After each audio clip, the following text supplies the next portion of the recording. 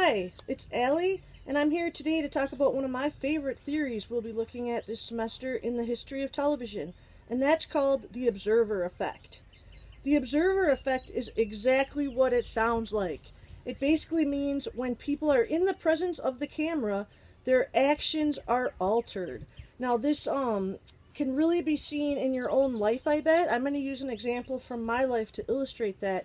And I'm a juggler, and I often hang out with kids and teach them how to juggle. And if we're at a school or an art fair or a festival of some sort, there's often photographers who come by, and the juggling looks pretty cool. People want to capture it on camera, but they also want to get us in a natural environment. Well, as you can imagine, a bunch of kids juggling and the presence of the camera alters everything that's going on significantly. And so all of a sudden, what I'm trying to do doesn't matter at all to the kids. They're all showing off, doing their thing in front of the camera. And that's exactly what the photographers don't want. They want to get candid shots of the festival or the environment that we're at, a school or whatnot. And so this is something that I have to really work hard at, and I often won't even tell the kids the camera's there. They'll notice it soon enough, and at least the photographer will get a couple of shots, I'm hoping.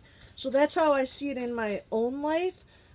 If you have kids in your life, you're going to see this anytime that you bring a camera out. They're getting a little bit less like having to perform for it because cameras are becoming so commonplace. But oftentimes, if I'm hanging out with my little nieces and nephews or my friends' children, if we do start doing things and having like a posed photo for a camera, the kids will do something. You know, you'll get like the rabbit ears, the whatnot, and that is exactly what this observer effect is referring to. So we're going to see this happen in fictional programs. We're going to see it in reality TV when we start talking about things in the 1990s when that genre really takes off. But here in the 60s and 70s, we're going to look at how this manifests in some particular news stories. And I come from a documentary film tradition. I used to really enjoy making that kind of moving image.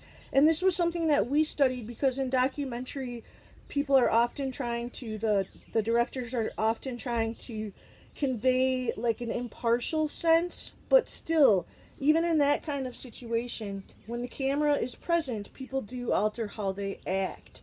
And when we see this in, last week we looked at some things in the 1960s.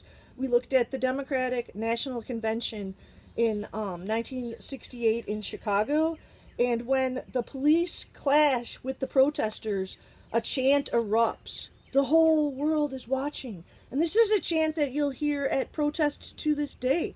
If you're at a Black Lives Matters protest or any other thing and there starts to be something like that, the whole world is watching will be a chant that still erupts. At this moment in 1968, in a relatively new medium of television, this was a pretty savvy use of the medium, and the protesters did this in a really, it just kind of evolved in an unconscious manner. So that's something to really look at. We also looked at another event in 1968 last week, and that was in the Mexico City Olympics in 1968 when the black athletes from America raised their fists in the Black Power salute. So we see the gold medal winner Tommy Smith alongside the bronze medal winner John Carlos, who won the bronze, and the white athlete is Peter Norman from Australia. Although he is not raising his fist, he is wearing an Olympic Project for Human Rights badge, and he was in on this with the athletes from America. So this is a moment when these athletes knew that the attention of the world was turned on them. Now, they had to perform at an extremely high level to get to be able to do this moment in history, and that's to get a gold and a bronze. And again, Peter Norman, his spotlight wasn't stolen. He had talked to both of these athletes prior to it. He knew what was going to happen at the medal ceremony, and he supported them. And that is something that really does matter. It matters to me, and it matters to him, and it matters to a lot of other athletes. And then when they raised their fist on television, they know that the attention of the world is on them. So if the cameras were not present, if the Olympics weren't that kind of a global moment, we may not have seen this observer effect occur. This week we're going to look at another Olympics, and this is a much more tragic example of the observer effect, and that's the 1972 games in Munich, Germany. In Munich in 1972, and remember, this is in 1972, we're not that far removed from World War II and the Holocaust. So this is happening in Germany. And in Germany, at the games, there's a group of Palestinian terrorists who end up taking athletes from the Israeli squad hostage, and many of them are murdered. And so this is happening while the games are airing, and we'll look at that this week. We'll look at a clip from a sportscaster named Jim McKay, and this is one of those moments where the sports broadcasters are the ones on the scene.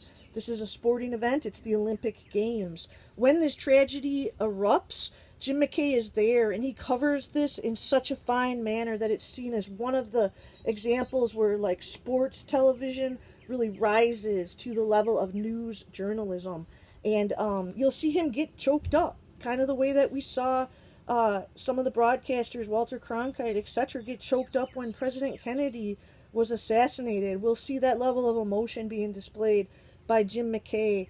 And the Olympic Games were paused for 24 hours, and the funerals and the memorials to the athletes took place. And again, this is happening to Jewish athletes from Israel on German soil just a couple of decades after World War II and the Holocaust. And so kind of putting all of that into perspective really matters when we're looking back at this particular television history. And how does the observer effect play a role here? Would we have seen this level of atrocity if we did not have the presence of the cameras there? We saw this already play out in a tragic way when we did look at the assassination of John F. Kennedy earlier this semester, and the television cameras kind of revealed the location of the alleged murderer of the assassination. And Lee Harvey Oswald is shot by Jack Ruby, and that goes down live on television. And we do not release where people in that kind of position are in general anymore because of that. So the presence of the camera alters how people act in front of it. And this week and last, we're looking at this much more in relation to news events. Some of them are really kind of heroic, inspiring, such as the athletes at the 1968 Olympics. And then the more tragic side, which we'll deal with here in Munich in 72.